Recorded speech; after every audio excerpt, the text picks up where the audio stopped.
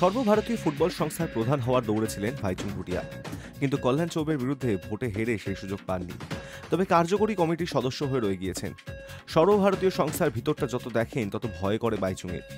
এমন চলতে থাকলে আগামী হাজার বছরও দেশের ফুটবলের কোনো উন্নতি দেখছেন না ভারতের প্রাক্তন অধিনায়ক।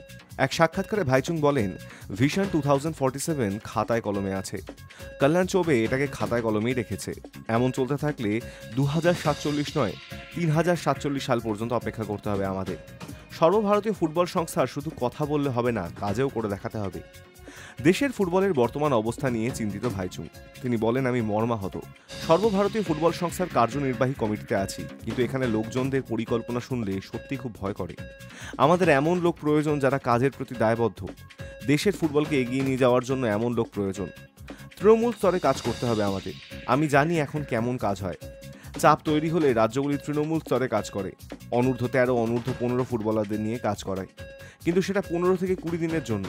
মুখে বলা হয় আমার রাজ্য থেকে 2500 জন ফুটবলার নিয়ে কাজ হয়েছে, 1000 জন ফুটবলার নিয়ে কাজ হয়েছে, কিন্তু সেটা খুব বেশি হলে 20-25 দিনের জন্য। সারা বছর এই বাচ্চাগুলো কি করে, কোথায় যায় তারা? কিচ্ছু করে না।